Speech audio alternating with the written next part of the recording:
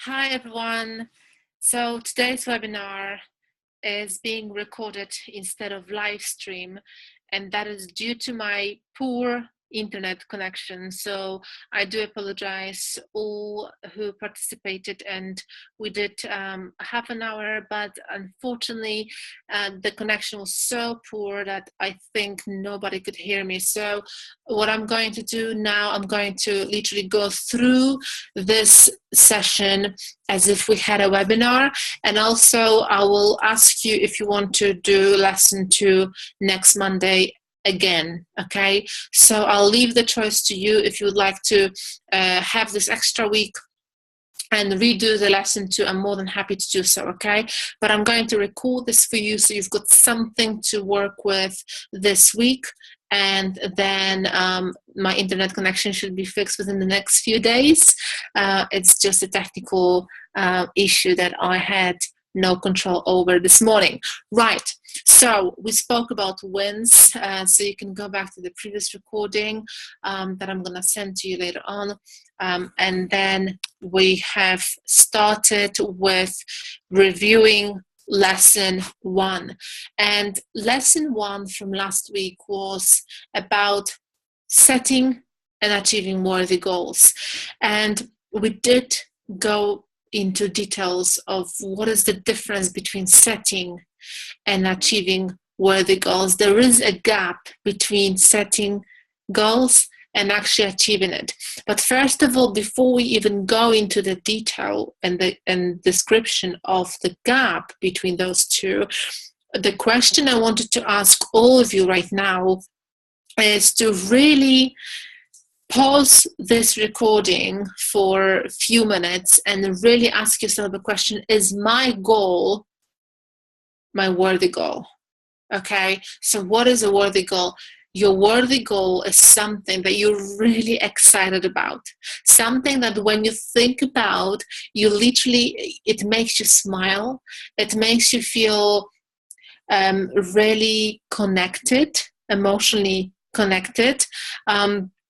So it's really important to ask yourself this question, is my goal a worthy goal? So really revise your goal, okay?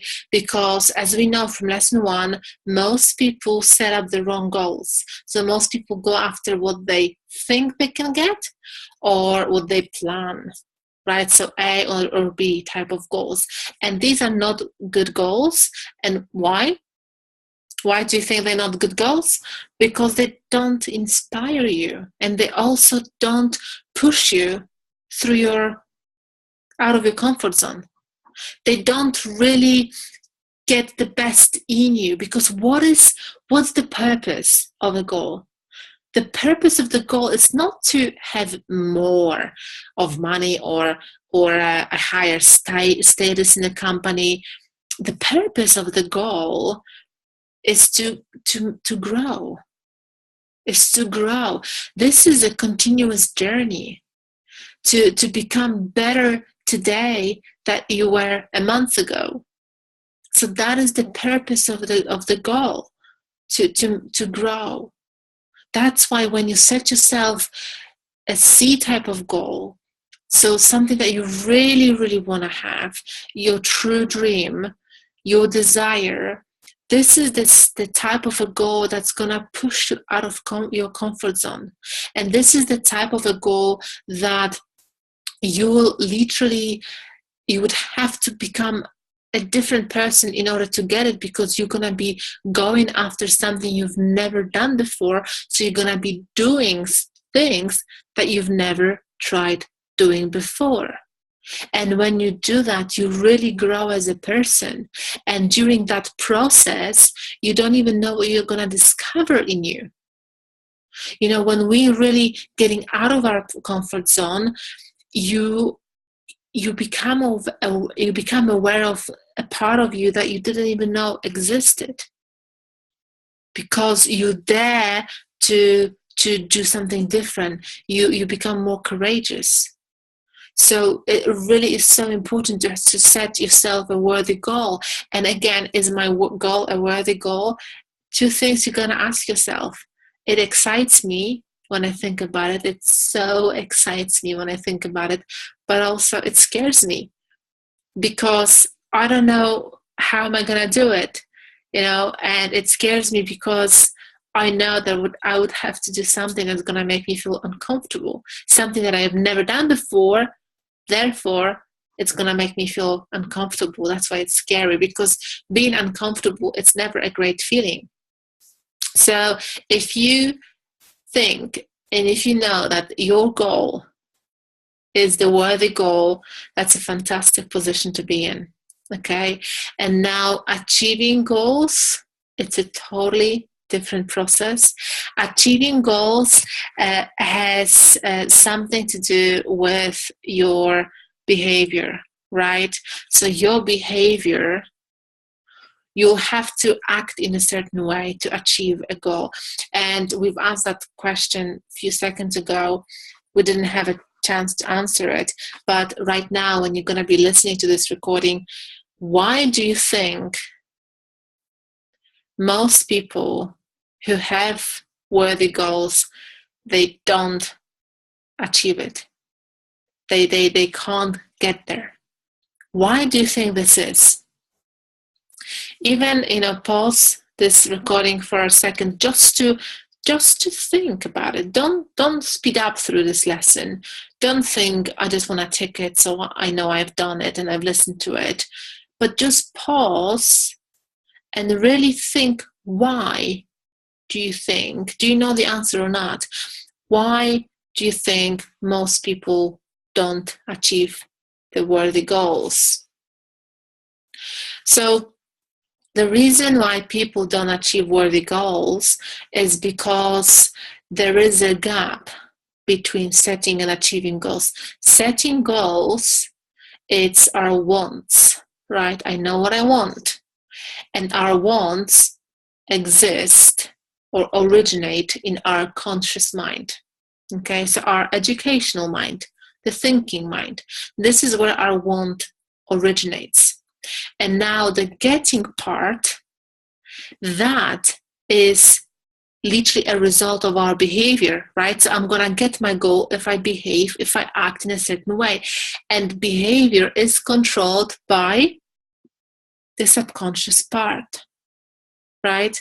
So I need to have a certain systems of beliefs and habits that I operate with that control my behavior, so then I can produce the results I want.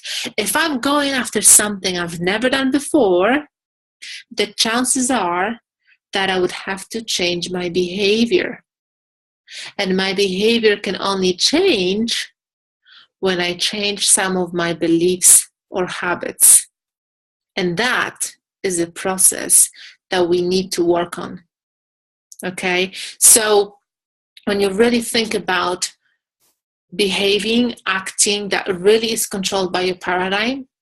And if you had a programming that would have created the goal that you wanted, you would have already done it a long time ago.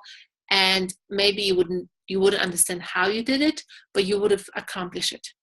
That's what it is, because you would just behave in a certain way. But if you hadn't achieved it, if that is still a desired goal, it means you got to change some of your habits or some of your behaviors. And now, some of your habits or some of your beliefs. And now you need to become aware which ones you got to change. Okay, so beliefs about yourself, beliefs about, so it's part of your self-image as well. So it's belief about yourself. Can you do it or can you not? Do you feel like you can do it? Some of your habits, so what sort of habits you operate during the day. Are you going through a productive actions or not? But this is lesson 2. We're going to go into it in a few minutes, okay? So really the doing part is controlled by the subconscious mind. And your subconscious mind has a programming. And you're programmed, each and one of us is programmed with certain habits, ideas, and beliefs that control our behavior. So that's the major part why so many people, most people actually, cannot or seem like they can't achieve their goals because they don't know that in order to do it, they have to change some of their habits or beliefs. And as we know, change is not easy. Change is not easy. Why? Why change is not easy? Because, first of all, it requires effort, and second of all, makes us feel uncomfortable, pushes us out of our comfort zone, makes us feel clumsy, puts us at risk of maybe failing in the eyes of others or embarrassment in the eyes of others. So these are the risks that we're facing when we're going through a change. That's why we actually shy away from the process of change, and that's why our paradigm wants to protect us, right? Just says, well, you don't need it. You don't need it. Stay where you are. It feels good and it feels comfortable. That's why most people don't really achieve worthy goals, because they're not aware of that the process of change requires effort, and it's a repetition of new ideas, implementing new habits, and perhaps even implementing new beliefs. And that repetition must go on for at least 30 days, sometimes 60 or even 90. Depends what sort of a paradigm you work on. So that's a process which may not be easy, and most people don't understand the process, so they give up probably the first 2 or 3 weeks. So yes, like I said before, key points from lesson 1. So a goal is something you're going after you've never done before. That's the worthy goal. It really makes you to grow. It causes you to draw something from yourself that you didn't even know was there. And you all have examples in your life that when you start pushing through your comfort zone, all of a sudden things that used to scare you, perhaps you right now love doing, because you discover something in you that you didn't even know was there. If you know how to reach your goal, the goal is not going to do for you what goals are designed to do.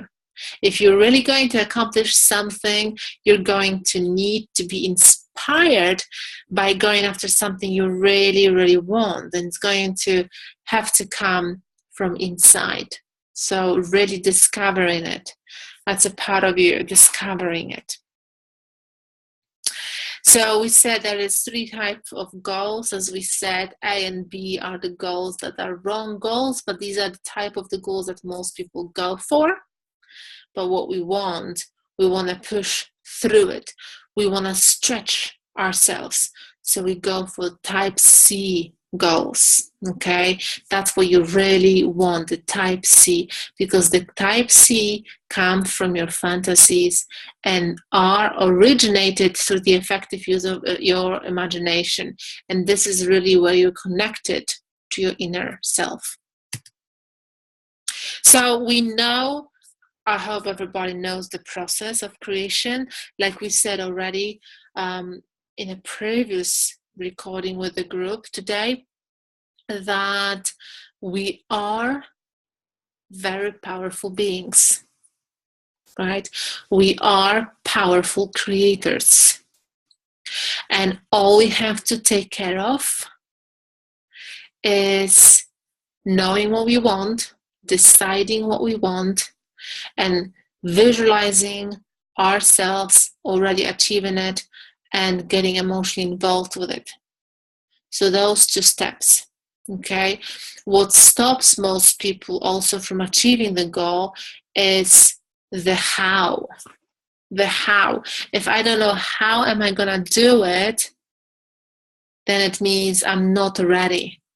If I don't know how am I gonna run my business? How am I going to make my business a successful business? If I don't even have a business plan, then I'm not ready. And most people stay behind a piece of paper, behind a computer, trying to create a perfect business plan, and they're never happy with the plan, so they never really proceed. A few months later, they get frustrated, they put it on the side, or they keep thinking about it for years and years because they don't have a plan, they don't know how, and that's what stops them from really going for it. But like we've already said, this is not the part. Our part is not to know how, because the how is going to come at the right time. Our part is to decide what is that I want and use our mental faculties, which is our imagination, to see ourselves there. And then we have to get emotionally involved with the new picture, because emotions, which are a part of our subconscious mind, emotion is the language of the universe. This is literally how we communicate with the universe. Universe feels it. It feels you. And it attracts and it gives you what you are. It doesn't give you what you want, what your conscious mind wants, what your intellect wants. It gives you what you are, what sort of vibrations you are right now. That's what it gives you. Vibration, which is feelings, is the language of the universe. That's how you communicate. If you're feeling great and you're asking for your goal and you're feeling great because you know it's coming, that's the faith. Faith comes from understanding. The universe gives it to you. It literally puts events into place to give it to you. And all we got to do is to keep focused, stay focused on that goal, on that vision, and feel good. That's our job. But what happens next? We're programmed to know the answer. We program that if we don't know the answer, we don't know what we're doing. People gonna ridicule us. People gonna laugh at us. They're gonna say you're crazy, you're not ready, you don't have time, you don't have money. And that really makes us to doubt ourselves. We gotta stop it, we gotta block it, because that's not the part of the creation process. The creation process is knowing what you want, visualizing yourself, getting emotionally involved. And that's the connection to the infinite intelligence. Through your emotions, then your infinite intelligence is going to give you ideas. When an idea comes in to your mind, so it could be in terms of an inspiration. So through a sixth sense, you may just think, I've got an idea. When you get that idea, act on it immediately. Act on it. Even if it's a simple idea, even if it's something maybe so simple you think it's not going to even give me the outcome I want, I don't think. Doesn't matter, just act on it. Because quantum leaps happen, as we spoke about it in the past, quantum leap happen without apparent effort. When you communicate with your infinite intelligence, everything is and should be easy. When you act on it, then your fantasy becomes your reality. That is the process. Listen to this over and over again. Even right now, pause this recording, pause this webinar, and just think about yourself as the very powerful being. You are a powerful creator. You literally decide what you want. You create an image in your mind. You spend enough time with that image with your eyes closed to see yourself there. You spend enough time to connect to it emotionally, and then you let go. You let go. You just go on with your day. And when an idea comes in, act on it. That's it. The how will unfold step by step. Literally, you are gonna get everything you need at the right time. Okay, but you cannot worry. You cannot think how, because that's gonna delay it. Universe loves speed. Everything can happen so fast that you're going to be shocked, but you got to be in harmony with your goal. Literally, your mind, your body, your spirit has to be aligned in harmony. Then when that happens, everything happens fast. So fast. All right, so that was revision of lesson 1.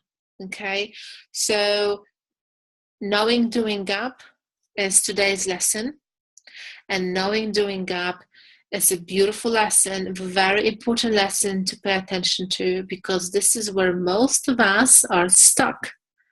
Even if you might be doing TIR for a few months, and I've been studying this for a few years now, I sometimes get stuck in a knowing doing up. I really do, because no matter how many times I've tried it, still we keep going further and our goals keep growing. And in order to go higher, we gotta change some of our beliefs, some of our self-image. It's a continuous work on changing ourselves. So if I decide to do something else, something more, have a bigger goal, and after some time I see there is no result, I know that I'm stuck in a knowing doing up. I know that I'm not doing what I know I should be doing. Okay, so then I work on my paradigm shift. What is a paradigm shift? It's a fantastic exercise at the end of lesson 2. So a paradigm shift is literally changing some of your habits and ideas. Okay, so you gotta be changing some of your habits, ideas, or beliefs. You got to, okay? Because like we said already in lesson 1, revision, if you want something you've never had, you gotta do something you've never done. And behavior is controlled by your subconscious mind, which is your habits, beliefs, and ideas. Okay, so how is the paradigm formed? I think we know this by now. The paradigm is a multitude of habits, ideas, and beliefs. And it is formed at the very early age when we are exposed to certain opinions around us. Through a repetition, it gets into our subconscious mind.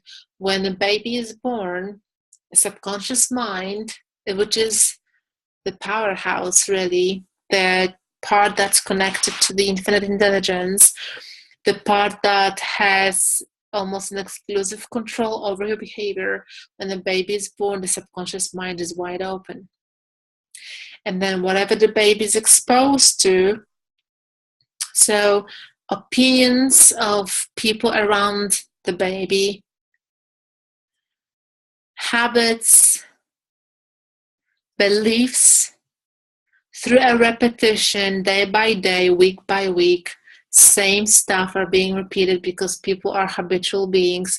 Thinking is a habit as well, so people always think the same way. Through a repetition, all this is going straight into the subconscious because the baby doesn't have the consciousness yet. The conscious mind is created a few years later. So based on one source, when Bob teaches, he says it's created around the age 4 or 5. Okay, this is when the child creates conscious mind and is able to think for themselves. And that's the conscious mind, that's sort of like the thinking mind, which is like a guide, like a gate, right? So ideas can be stopped, accepted, or rejected because we have conscious mind created. But beforehand, there's no gate. Everything is getting into it. So key points of knowing doing up. We got to be aware, and I'm sure we are by now, that there is a huge difference between what most people know and what they actually do. And the best example is there are so many highly educated people that may not be highly effective because intellect has nothing to do with the doing part, with the behavior, because the behavior is really reflected what's going on in person's subconscious mind, emotional mind, okay? The conscious mind is connected to the world around us through our senses. And we know we have five senses, right? So we can hear, see, smell, taste, and touch.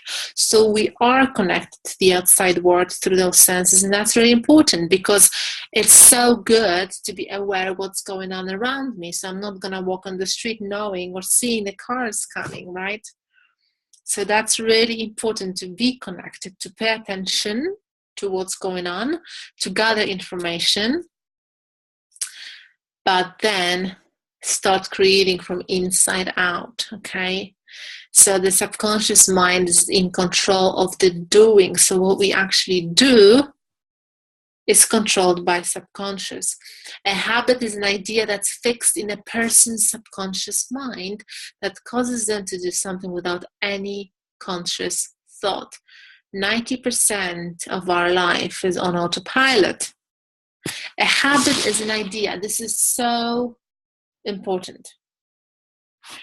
So let's just say you want to change your results, right? And let's just say you want to have more time or money. All you got to do is to accept a new idea. All you got to do is just to say, I can work less and earn more. That's an idea. Or you can just say, money comes to me in increasing quantities through different sources on a continuous basis. That's an idea. Okay, and through a repetition of that idea, that becomes a part of your subconscious. So you're changing the habit of your thinking that you can work less and earn more, that you have multiple sources of income. That's an idea that you've decided, you've created that idea. All you got to do is accept that idea. All you got to do is just say, I know I can work less and earn more. And even though right now it might be illogical, or you might be thinking, how am I going to do it? But if you keep repeating that idea over and over again, if it's a very opposite idea to your current idea, which is I got to work hard to earn more money, it may take you a little bit longer to replace it with the old idea, but eventually you will replace it. Because a habit and thinking is also a habit. Remember this, guys. Thinking is also a habit. A habit is an idea that it's fixed in a person's subconscious mind. Fixed. And it's fixed because of repetition. We've already said there's two ways to change a paradigm. One is emotional shock. It doesn't happen often and normally is negative. And the second is a continuous repetition. So a habit is an idea that it's fixed in a person's subconscious mind. It's fixed in my subconscious mind because it got in there through a constant repetition. And whatever is fixed in my subconscious mind causes me to do something without even me thinking consciously. Here it is, a decision in front of me, or an opportunity in front of me, a job offer in front of me, a business idea in front of me. And now, am I going to act on it or not? It literally depends on my subconscious programming. Do I have in my subconscious mind the programming that I can do it because I have such a strong self-image, because I'm confident, because when I was growing up, I was raised with praise. Whatever Alex did was also good, and so on. So I'm very confident. That's an idea, right? So that is an idea. And if my belief, my subconscious has a strong self-image, I'm going to act on it. I can see that opportunity and I'm going to say, I'm going to do it. I'm going to do it, and it's easy because that's my programming. Or second scenario, I see the opportunity and I'm thinking, nah, I wish I had enough money. I wish if I only had enough time. Why? Because my self-image is poor. Because when I was growing up, I was being told, if you want to have something, you gotta work hard for it. Money doesn't grow on trees. How are you gonna do it? We don't have enough money for it. So my self-image is really poor. So the second I see something and either an opportunity or a sentence, it's really up to me how I interpret it. But my behavior, taking it or leaving it because I can't do it, because whatever follows, because is a circumstance, no money, no time, not ready, that my decision is literally on autopilot. I'm gonna say either fantastic, let's go for it, or no, not for me. You see, guys, self-image, self-belief is so important. Literally, our decisions, our behavior is 90% on autopilot. A paradigm is a multitude of habits that causes our habitual behavior. Just like I said, don't just read that right now. Think about it, digest it. Digest this information. Even if you need to pause this recording, do it. Look at it. It's 5 points. Do you really, really feel this information? Do you emotionally feel it, or do you just read it and say, yeah? But do you feel it? Do you see it? Spend some time on it. Even if you read a book, don't just go through it for the sake of reading the book. Study it. Think about it. Think about you. Think about your life's example, your life experience. Think about it. Digest it. That's a true study. That's a true understanding of the stuff you read.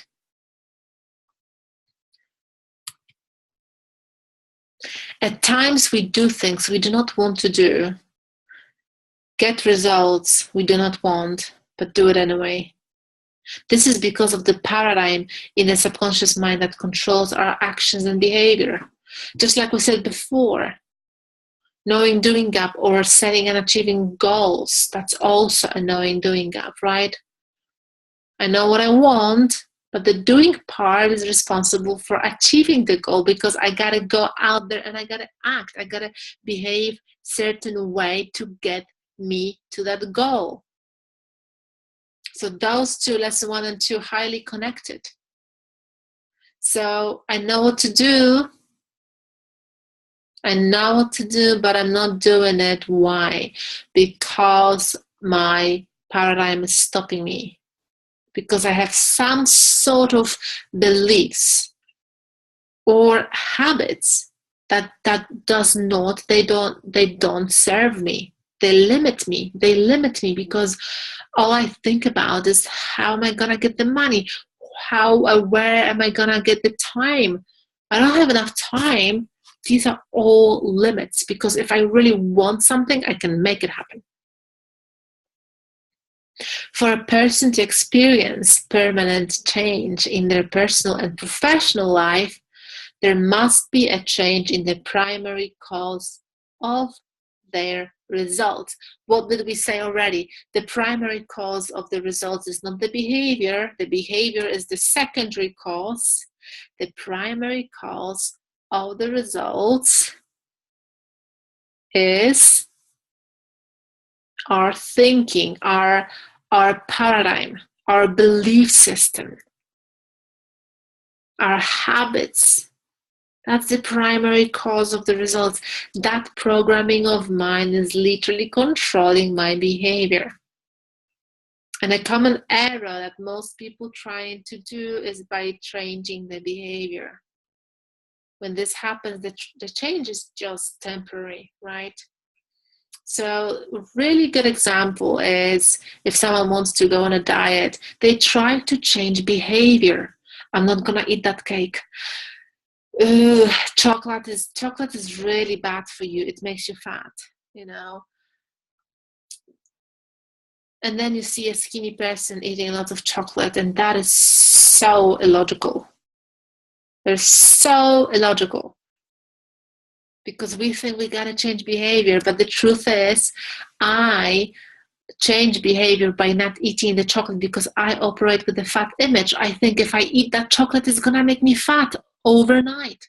That literally that chocolate is gonna grow around me straight away. Whereas the skinny person who eats chocolates because they love it, they operate with a skinny image. Because they think, I just eat it, I love it, it doesn't do anything to me.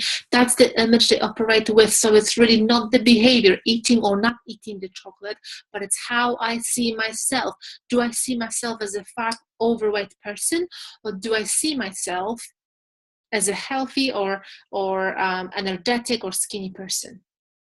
And that image literally changes your behavior, literally. Is going for the whole bar of chocolate or 2 bars or just a piece, because that's what I need. That's what I want right now.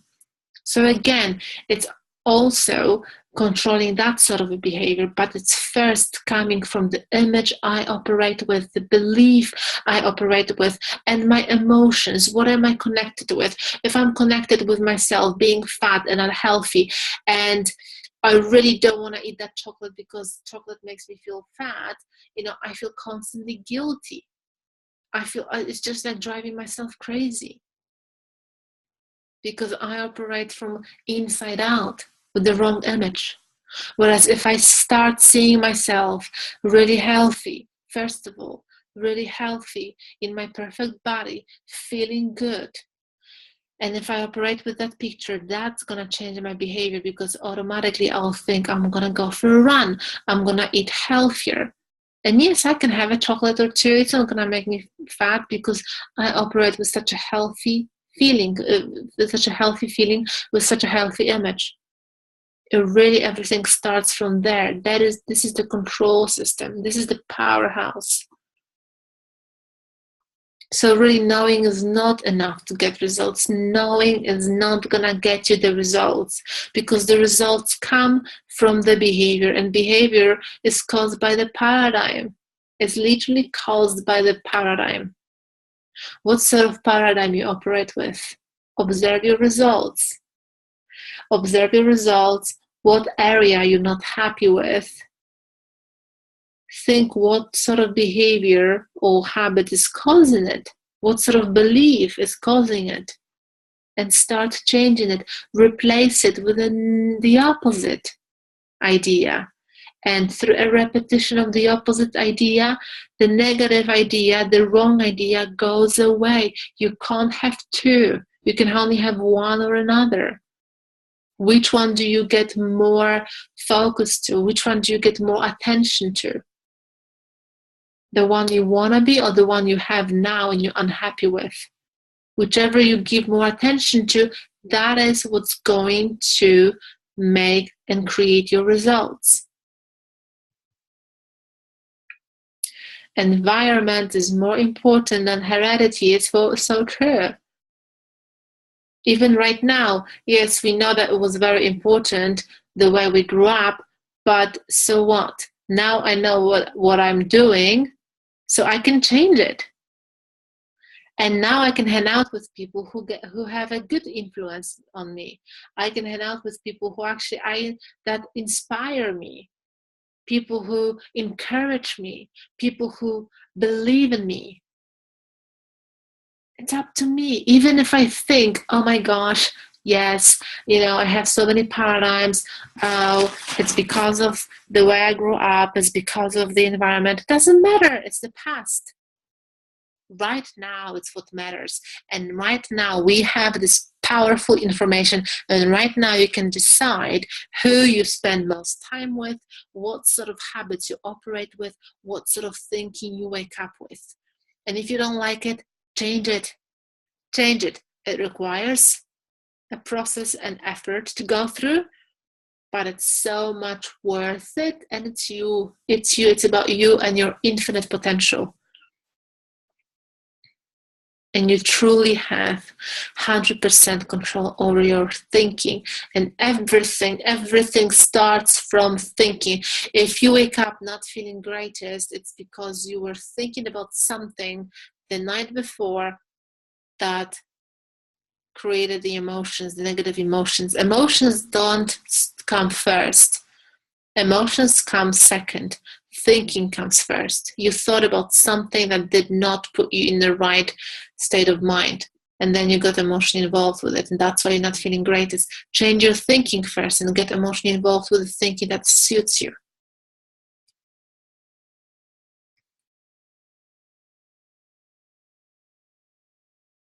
Life examples. I would just pause it and really think about your own life example. It's so important. It really is so important to get connected to your own life examples from the past, where you felt you were successful, when you felt you were on top of the world, and really go back to that feeling and create the new goal and stick with that feeling. And if you feel that you didn't really have the time in your life that you felt so good, create it. You have a blank piece of paper right now, blank canvas, and you can literally create it, because you are a very powerful being. Like we've already spoke about it before today, at the beginning of revision of lesson 1. You are a powerful being, and you are a powerful creator. And you have your mental faculties that you can use through practice. You make them stronger, and you can start creating the life you want. That's how powerful you are. And you literally get what you are. So how you feel right now, that's how powerful you are.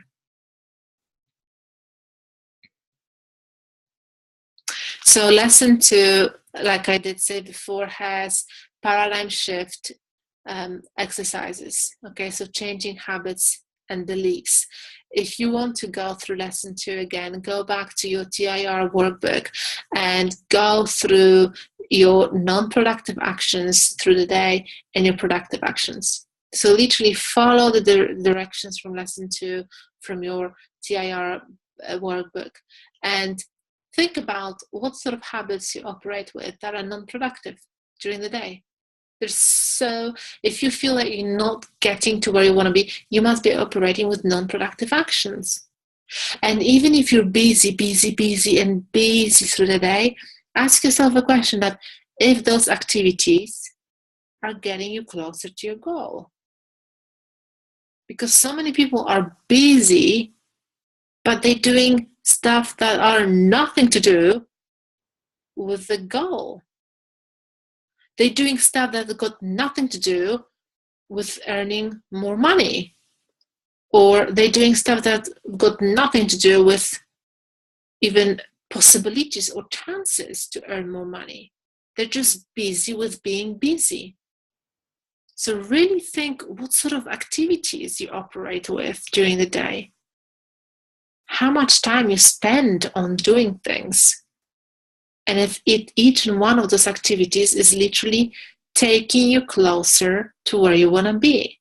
If not, change them onto productive activities. What is your goal? Think what you have to be or should be doing and focus on those.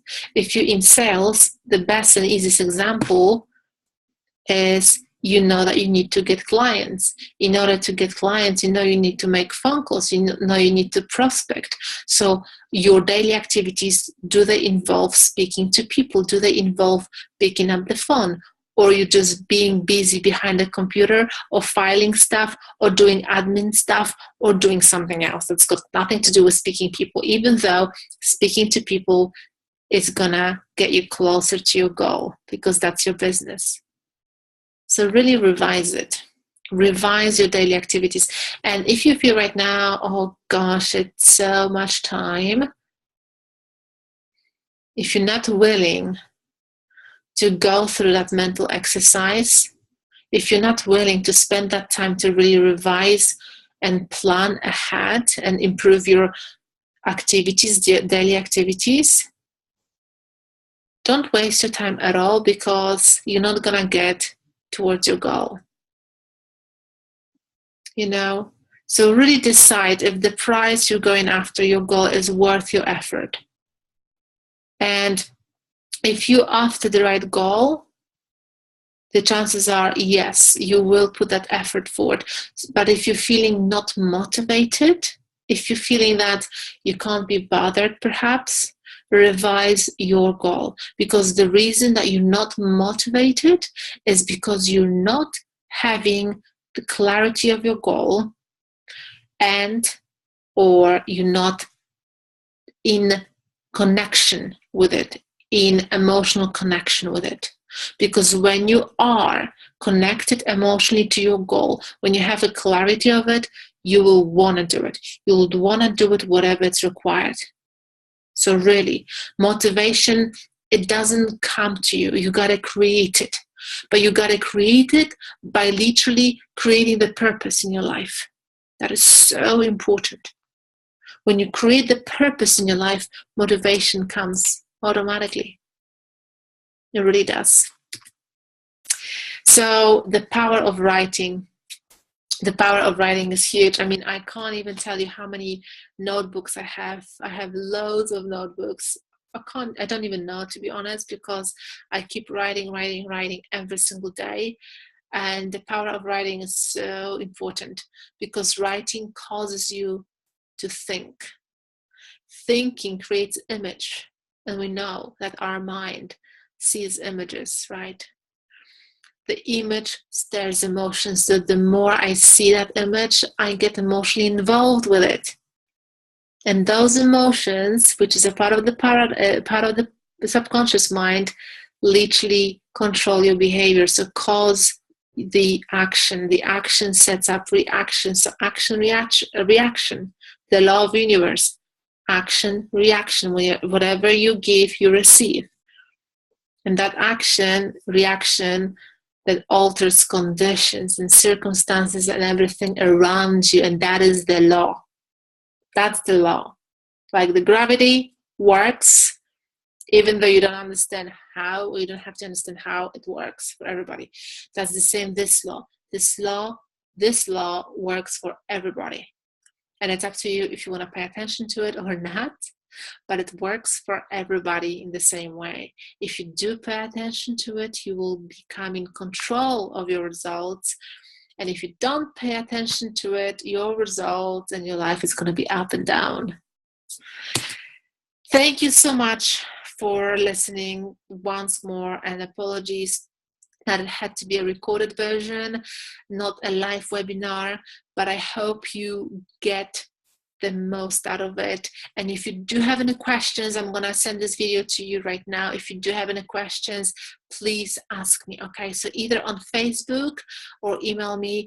I would prefer on Facebook, because your question will be probably someone else's question, so everybody can actually benefit from it.